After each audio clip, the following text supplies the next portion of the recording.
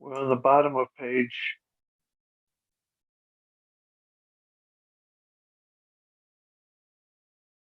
Lamed Beis at the bottom. Okay. So Derech and Torah together, they connected, they intertwine. Ramban Torah Parshas Bo Mevora Ina Zeh B'Dvarim Elu. Min Nisim Amvusam Adam Modem Nisim Nistarim. There's of course the meaning of Purim that is Nes Nistar. The Nisim Amvursamim are meant in order to we should able to recognize the Nisim Nistarim as well.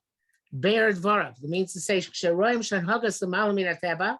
When we see that there is a hanhoga above a teva,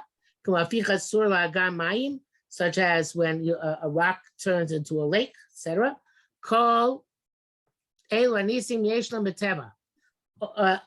All these miracles exist also in nature. You know, there are rocks which produce water in nature too. So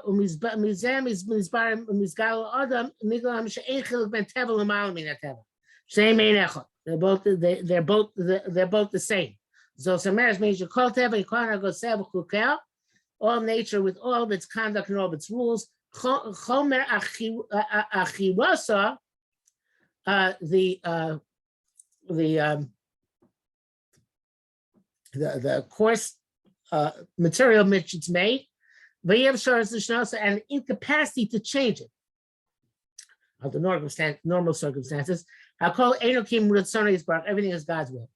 By days of Mizbaris Lodam Memuna V'Yediyah Mines Nistar. And through this, a person comes to Memuna and Yediyah in a hidden miracles. Shabbat Ochel Chalev, that for somebody eats Chalev, it's an interesting choice. Shaver Sidar, which is the Torah prohibition, who makes B'derech HaTeva. He dies a natural death. The Koretz for the Koretz being a Chalev. Kuma ba'averas teva, such as the avera of a person dying, natural death, like eating poison and such like. This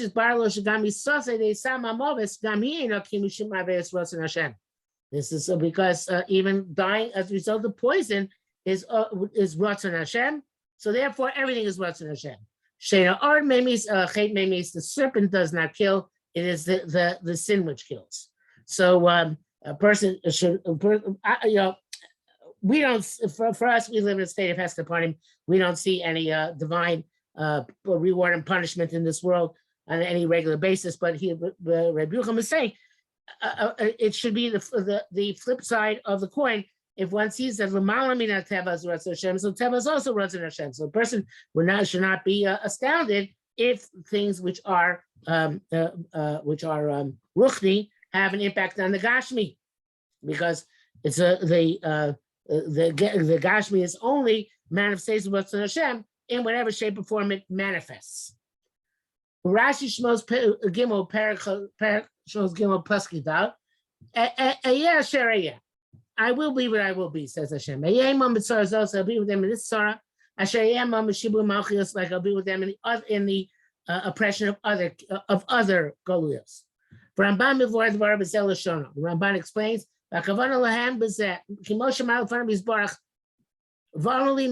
Moshe said to Hashem, what am I going to tell Bnei Yisrael their name? When I go back to Egypt, what am I going to say to them?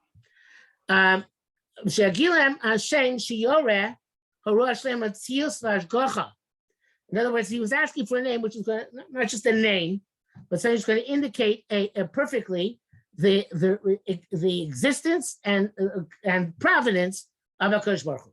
Because Baruch Hu Lishmi. Why do you need to ask him for my name? In other words, the way he's sharing, it's not a name, like many Mepharshim say, but it's a statement of which is in place of a name. You don't need a name. There is no other. They don't need any proof except for the fact that I'm answering them now that they called upon me. I'm with them in all their travails. You couldn't even have a name. They call me and I respond to them. There's a great proof that there is a God in Israel who's close to us whenever we call out to him. So, with all due respect to Rabbi Yerucham was saying this before the Holocaust. Holocaust provides a question, not saying there aren't answers, there are answers, as to does God always answer when we call out, right? So that's one of the questions the Holocaust raises. It seems that there is no necessarily haftacha, that there's always going to be a response. Okay. Again, there are answers, but it's a question which Rabbi Yerucham did not have to address at his time. There's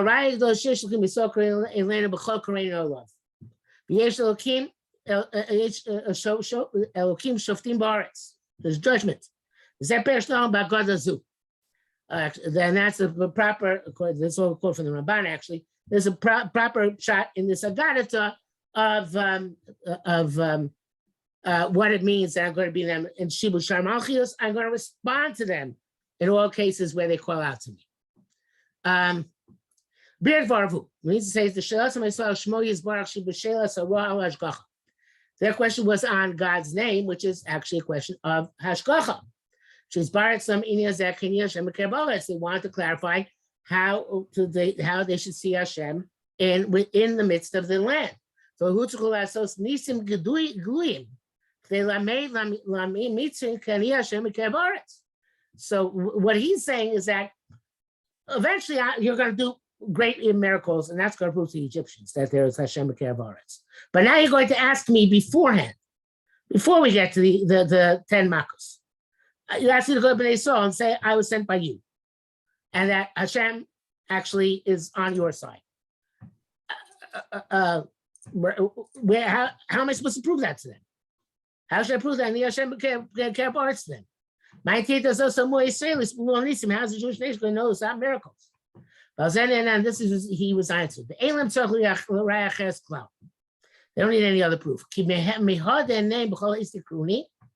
Since I'm going to answer them every time they call upon me, Hainu. Shman Hogas v'derech hateva b'chol eis im achi kruni yanu techef. In all, according to Haga of derech hateva, at any time they call out to me, they're going to get a response. Zel raya chigdol amusa shel teva keni Hashem ekerev aretz. So that shows not just that Hashem is can make these include, but He's Hashem constantly in teva. Since they see in Teva there's a miraculous mode of conduct, in other words, that the nistar of Hashem answering prayers, Hashem turning to them and responding to them, for this they understand that Hashem is operative at all levels and He can do what He wants. And He can save them as well. The this is another proof. This is the greatest proof. That in nature there is a divine conduct. Sounds like if not for the fact that Hashem says I'm with them wherever they go, this principle will not be clarified to them. They could argue, how do we know Hashem is in earth? In earth, maybe it's just in heaven. And so if he said, so you can't believe that nature is divine without that which is above nature. So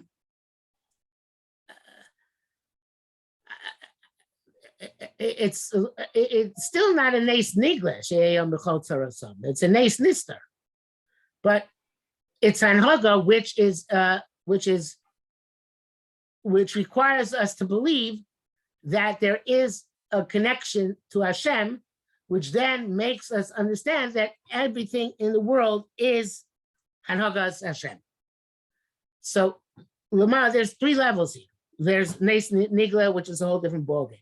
And then there's Lumalim Nateva, which is the connection of this Bria to the Bria to HaKadosh Baruch Hu, which is done by, evidently in this case, Tefillah. And then there's the daily conduct of Teva, which is clarified to be HaKadosh Baruch Hu's Hanoga and subject to HaKadosh Hanoga, as Hashem made for us to use according to its rules, from the fact that a nes nister works. Okay, so the fact that we can daven and be responded to, from that we should know that nature is something which also Hashem can change anytime as necessary. And that if he doesn't change it, and still that's Ratzon Hashem, the fact that he didn't change nature.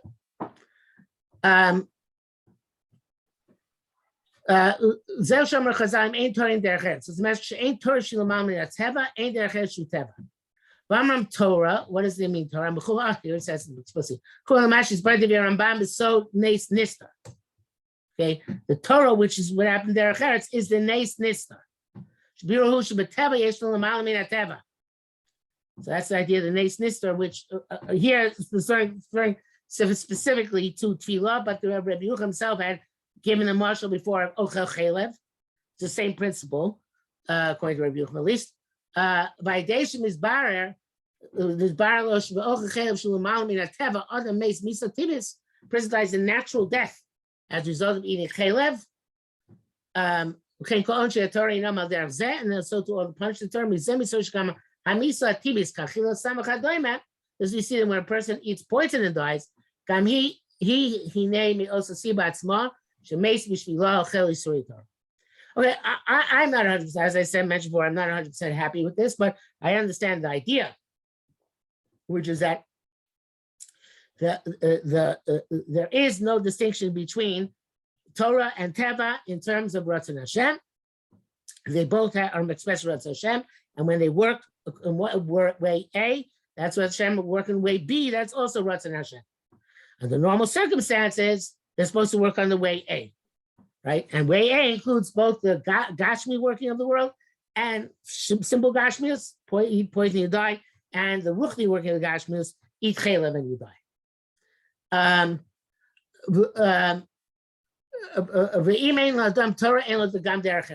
Doesn't have Torah, you can't understand how to approach nature as well. This we learned that the purpose of Yitzrayim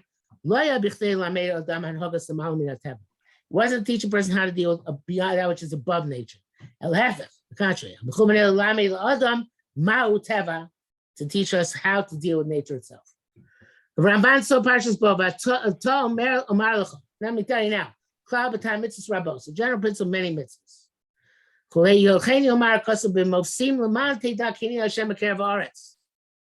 By open miracles, it says that you should know that I am God in the midst of the earth. That even the normal hashgacha, this also has to do, of course, with Purim. Amalek is codes that are everything is, or most things are mikra, at least. And Hashem says, no, don't think they're mikra. And the stress is always b'chol haaretz. So the great miracles, wonders are true. The witnesses b'emunas habore, a belief in Hashem, the Torah, Kula, and Torah. I mean, for some from the revealed miracles are the moedim and nisim and nistachim. You go down a notch to nisim nistarim shem yisora Torah Kula, which is the basis of all the Torah. She'en l'adam chel Torah Moshe ben Shlamim b'chol vein mikrein is a very famous Ramban person, and it's not clear the Rambam and other people would necessarily agree with it. But a person doesn't have a chel Torah Moshe ben Shlamim b'chol vein mikrein until we believe that all the things which happen to us and all the things which befall us, shekulam nisim, everything is miraculous. Ein bohem teva, there is no nature. And the custom of the world, ben barabim ben yochid, whether for the masses or for the individuals. And yasa mitzvahs yatzlichenu scharo, marvelem yakrisenu oncho. He does the mitzvahs, he'll be to have the success. If he doesn't do the mitzvahs, he'll have the failure and the relative schar and onish. Which, of course, is also a question because we know that schar mitzvah b'haya amaleka, right? So that all this is, it sounds simple, but it's not. Because it's very complicated because, ideally speaking, that's the way it should work, but it doesn't actually work that way all the time. So it becomes a belief which is not necessarily manifest in our experience. And that's where emunah and bitachon come in, that it's rational to assume that God knows what he's doing. And that therefore, what happens to us naturally is result of Ratzon Hashem, even though we don't understand it. So the fact that we see Nisim and Niguim, we see as a Nisim Nistarim, and we know, he must know what he's doing. But I don't understand it. I don't have to understand it. God knows what he's doing. Yotzimar Mazesh Yulun Chazab Amram Imein Derech Ein Torah Sheisodem Shel Dvarim Hu Echad. Everything is unified.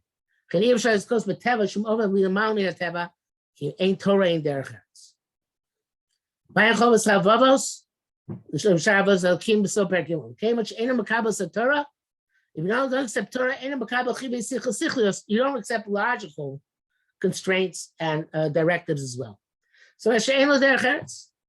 If you don't have a binding authority, so then, which is the authority which supervises the system, so then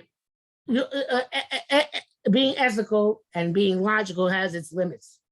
It doesn't necessarily reach into all situations and all circumstances. You fall down further and further. He won't accept even that which logic requires. If I'm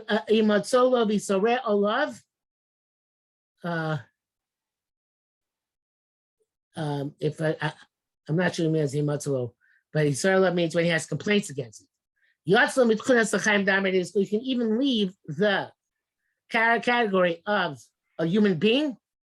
Yet you have behemoths and and animals will understand more than he does because they don't deviate from their instinct. Whereas a human being, he can go against his nature and go against instinct because of some corruption in his mind and in his mitos. Like it says, Yodash Koneu, the ox knows its master, the donkey, the trough of its the feedback of its owner. You saw the Jews are lower madrega. They also do the will of their creator. You'll see, like it says, we learned things, how to conduct ourselves in the animals. President this who has no yoke of heaven, and he is hefker with all his deeds. No doubt that his level is the lowest and the most despicable. Even a mosquito came before him. Okay, the general principle.